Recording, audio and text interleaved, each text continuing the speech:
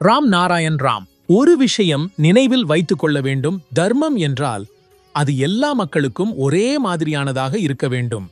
இந்த பூமியில் தர்மத்தை ஒரு வணிகமாக மாற்றியிருக்கும் நபர்களை நாம் புறக்கணிக்க வேண்டும். சிலர் தர்மத்தை ஒரு தொழிலாக பார்த்து அமர்ந்திருக்கின்றனர். நாம் தான் அவர்களை அடையாளம் கண்டறிந்து சரியான தண்டனை வழங்க வேண்டும். தர்மம் என்பது ஒரு பொருள் சார்ந்த உண்மை. அது உண்மையில் ஒரு இருப்பு கொண்டது. தர்மத்தை நாமே நம்முடைய பணம், மனம், உடல் மூலமாக உணர வேண்டும். தர்மத்தை நாம் புரிந்து கொள்ளவில்லை என்றால் நம்முடைய வாழ்க்கையே வீண். தர்மம் என்றால் வெறும் சிலைகள் வழிபாடு அல்ல.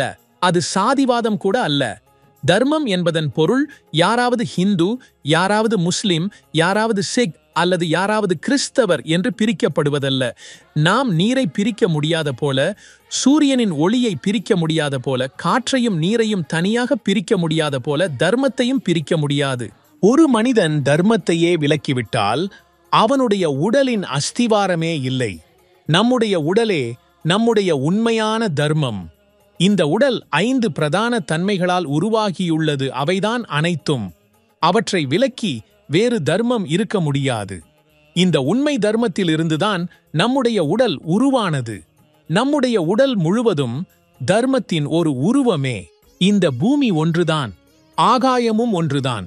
எனவே நாமும் சொந்த தன்மையை விலக்கி ஒன்றிணைந்திருக்க வேண்டும். எல்லோரும் ஒன்றாக இருக்க வேண்டும். சாதி மற்றும் மத அரசியலின் மீது உயர வேண்டும். இயற்கை ஒருபோதும் வேறுபாடுகளை உருவாக்கியதில்லை. இந்த பூமியில் சுமார் 800 கோடி மக்கள் இருக்கிறார்கள். எல்லோரின் உடலும் 5 பூதங்களால் உருவாகியுள்ளது. இந்த பூதங்களிலிருந்து நமக்கு சக்தி, விவேகம் கிடைக்கிறது. இந்த விவேகமே வாழ்க்கையின் உண்மையான அர்த்தத்தை நமக்குச் சொல்கிறது. வாழ்க்கையை எப்படி வாழ வேண்டும், எதற்காக வாழ வேண்டும் என்பதை. இந்த உலகம் தோன்றிய போது மனிதனுக்கு உடல் கிடைத்தது. சிந்தனை, அறிவு, விவேகம், அறிவு ஆகிய அனைத்தும் கிடைத்தன. தர்மம் என்பது எவருடைய தனிப்பட்ட உரிமை அல்லது சொத்து அல்ல.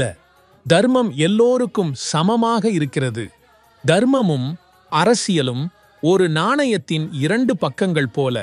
இதில் ஒன்றையாவது நீக்கிவிட்டால் அது உப்பில்லாத உணவு போல் ஆகிவிடும். நாம் அனைவரும் தர்மம் குறித்து மிகவும் விழிப்புணர்வுடன் இருக்க வேண்டும்.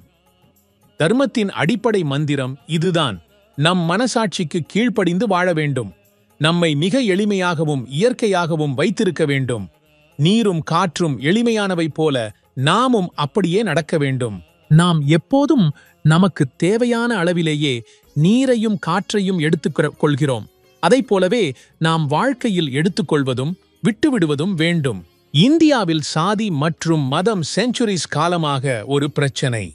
இது சமுதாயத்தை பிரித்து பல்வேறு குழுக்களாக பிரிக்கச் செய்துள்ளது. சாதி அமைப்பும் மதத்தின் பெயரில் நடக்கும் வேறுபாடுகளும் மனித நேயத்திற்கு விரோதமாகவே இருக்கின்றன. மேலும் சமூக முன்னேற்றத்துக்கும் தடையாக இருக்கின்றன. சாதி மற்றும் மதம் எப்போதும் சமூக மற்றும் ஆன்மீக வளர்ச்சிக்கான வழியாக இருக்க முடியாது. அவை வெறுப்பை மட்டுமே உருவாக்குகின்றன. இன்று சாதி மற்றும் மதம் சமூக சீரழிவுக்கும் மோதலுக்கும் காரணமாகிவிட்டன. இப்போதுதான் நேரம் இந்த எல்லா வேறுபாடுகளையும் ஒழித்து சமத்துவமான, மதநிரபேகமான மற்றும் முன்னேற்றமுள்ள ஒரு சமூகத்தை உருவாக்க வேண்டிய நேரம். இது நாம் நம் விவேகத்தையும் மனதையும் கேட்டு இயற்கையுடன் இணைந்து ராம் நாராயண் ராம் என்று நியமமாக ஜபிக்கும்போதுதான் சாத்தியமாகுவோம். இயற்கையே மிகப்பெரிய தர்மம். ஒவ்வொரு மனிதனும் இதை புரிந்து கொள்ள வேண்டும்.